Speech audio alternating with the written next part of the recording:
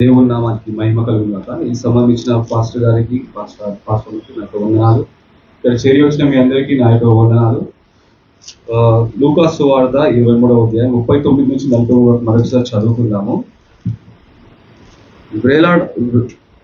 వ్రేలాడ వేయబడిన ఆ నేరస్తులలో ఒకడు ఆయనను దూషించుచు, నీవు క్రీస్తువు కదా, నిన్ను నీవు రక్షించుకొనుము, మమ్మును కూడా రక్షించుమని చెప్పాను. అయితే రెండవ వాడు వానిని గద్దించి, నీవు అదే శిక్షావిధిలో ఉన్నావు గనుక దేవునికి భయపడవా? మనకైతే ఇది న్యాయమే, మనము చేసిన వాటికి తగిన ఫలము పొందుచున్నాము. గాని ఈయన ఏ తప్పిదమును చేయలేదని చెప్పి ఆయనను చూచి, యేసు, నీవు నీ రాజ్యములోనికి వచ్చినప్పుడు నన్ను జ్ఞాపకం చేసుకొనమనెను. అందుకు ఆయన వానితో, నేడు నీవు నాతో కూడా పరదేశులో ఉండు అని నిశ్చయంగా నీతో చెప్పుచున్నానని. అయితే ఇక్కడ మనం చూస్తే ఇద్దరు దొంగల మధ్యలో యేసుక్రీస్తుని వేలాడదీశారు.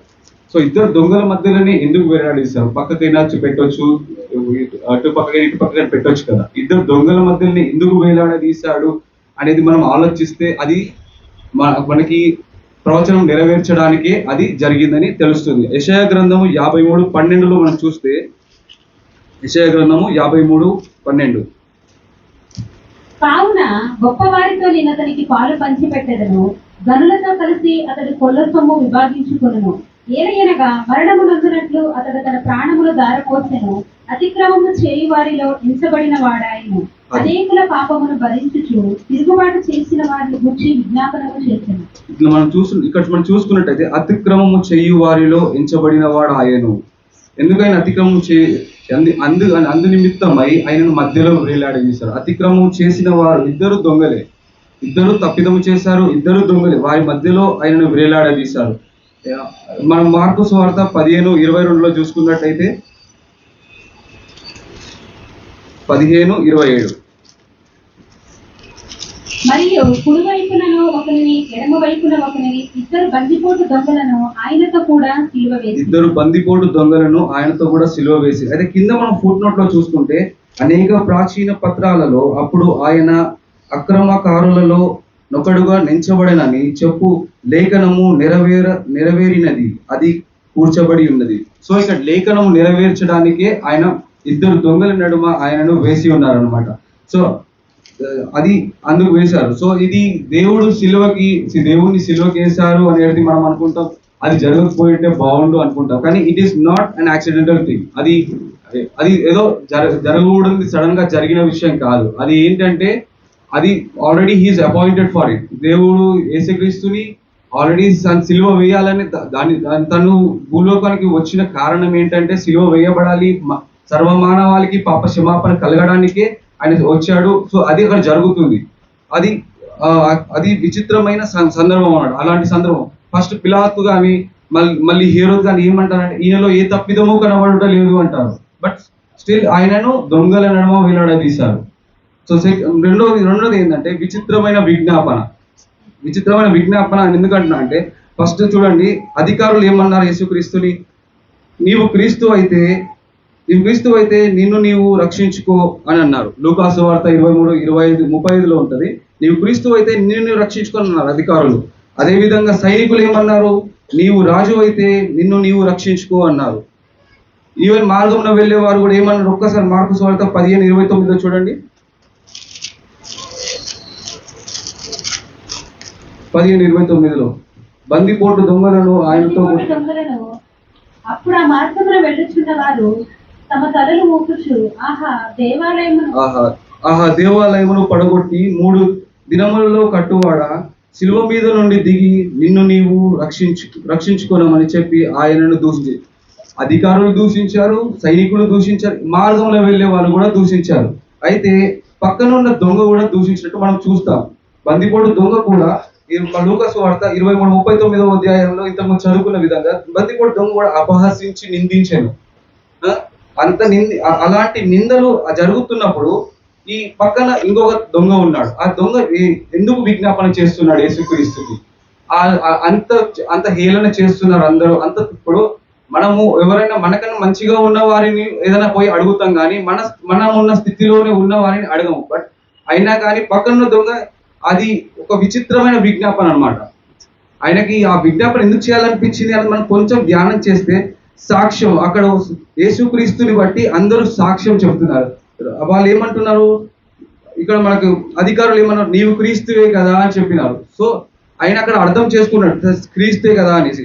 సో అక్కడ సాక్ష్యం ఉంది క్రీస్తు గురించి. అందుకే క్రీస్తు నిజమైన దేవుడని ఆయన అనుకున్నాడు. రెండవదిగా ఏమనుకున్నాడు, సువార్త ఎలా అందబడింది అంటే, పిలాతు యేసుక్రీస్తు సిలువ వేసినప్పుడు తన సిలువ పైన ఒక ముద్రను రచించి పెట్టాడు అనమాట. INRIN మూడు భాషలు రచించారు. అది యోహాను సువార్త 19 నుండి 20 మధ్యలో ఉంటది.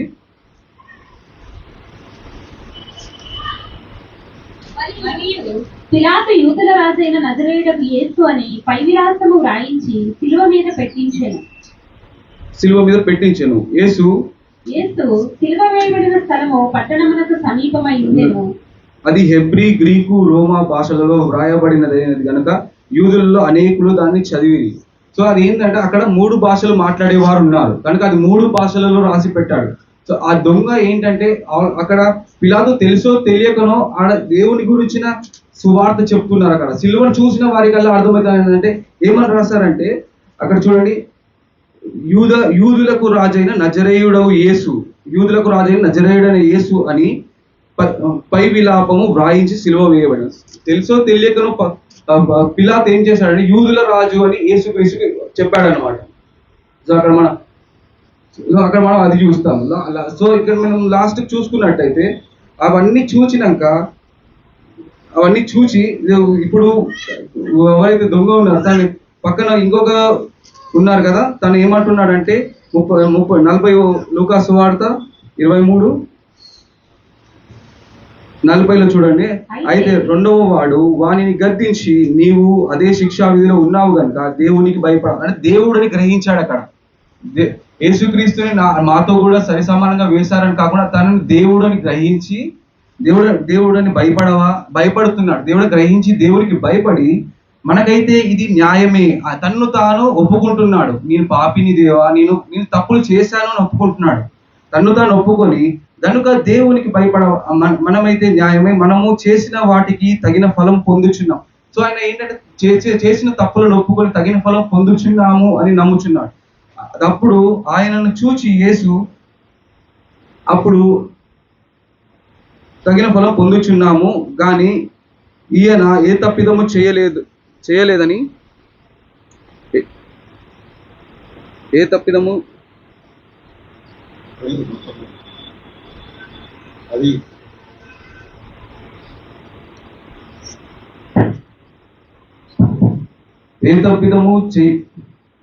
ఏ తప్పిదము చేయలేదని చెప్పి ఆయనను చూచి యేసు, నీవు నీ రాజ్యంలోకి వచ్చినప్పుడు నన్ను జ్ఞాపకం చేసుకో. అంటే యేసుక్రీస్తు తిరిగి లేస్తాడని అంటే తను విన్నది అక్కడ సిలువలో లాస్ట్ మూమెంట్ లో వింటున్నాడు రక్షణ సువార్తను. అయినప్పటికీ అది చివరి అవకాశంగా భావించి యేసుక్రీస్తుని దేవునిగా నమ్మి ఆయన అక్కడ యేసుక్రీస్తుని ఏమంటున్నాడు, యేసు నీవు నీ రాజ్యంలోనికి వచ్చినప్పుడు నన్ను జ్ఞాపకం చేసుకును అంటున్నాడు. సో ఇక్కడ సంభాషణ చూడండి.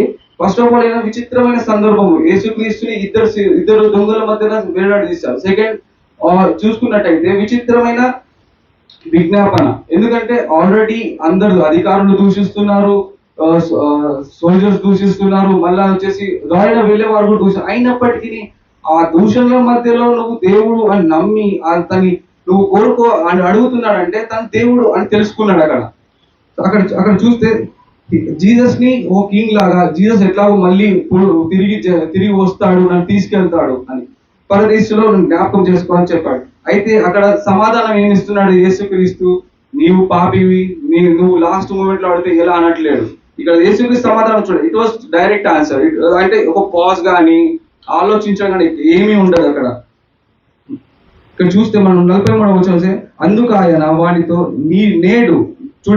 నేడు నీవు నాతో కూడా పరదేశంలో ఉందని నిశ్చయముగా నీతో చెప్పుచున్నాను నేను. అంటే it will happen today it self. అంటే ఏదో కొన్ని రోజులు ఆగు, నువ్వు ఇంకా మారు మనసు పొందలేదు, అది కాదు. నీకు ఇదే చివరి సమయం. మనం కూడా ఇది ఆలోచించాలి, ఇది ఈ రోజే చివరి సమయం అనుకొని దేవుని దగ్గరికి వెళ్ళి దేవుణ్ణి అడుగుదాం. ఎందుకంటే ఏ సమయం ఎట్లుంటుందో మనకు తెలియదు. చివరి సమయంలో అడిగినప్పుడు దేవుడు ఎప్పుడు తోసివేయడు. అంటే మనం ఏదో ఎప్పుడో చచ్చిపోతాం కదా అప్పుడు అడుగుదాంలే అని కాదు. ఈ రోజే మన చివరి సమయం అనుకోని ఈ సమయంలోనే మనం దేవుడిని అడుగుదాం. దేవుడు ఎంత ప్రేమమయుడంటే మన పాపములను క్షమించగల దేవుడు. మన పాపములను క్షమించాలి, మన పాపను కడుక్కోవాలంటే వేరే మార్గం ఏమీ లేదు. ఓన్లీ యేసయ్య రక్తంలో మాత్రమే మన పాపమును కడుక్కోగలుగుతాం. యేసయ్య రక్తం మాత్రమే మన పాపమును, యేసయ్యనే మన పాపములను క్షమిస్తాడు. ఆయన రక్తంలోనే మన పాపములు కడగబడతాయి.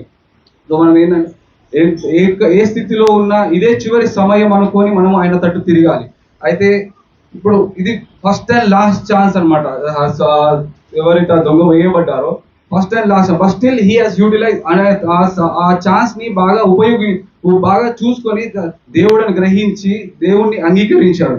సో దేవుడు తనకంటే ముందుగా పరదేశంలోకి వెళ్ళి ఆయనని ఆహ్వానించడానికి వెయిట్ చేస్తున్నాడు. సో మన కోసము దేవుడు మరణించి తిరిగి లేచి పరలోకంకి వెళ్ళాడు. మన కోసం వెయిట్ చేస్తాం. మనం కూడా దేవుణ్ణి నమ్ముకొని దేవుని రక్షణలో ఉండి దేవుణ్ణి పాపములను క్షమించమని కోరుకొని మనం కూడా ఆయన్ని కలుసుకోవడానికి సిద్ధంగా ఉండాలి.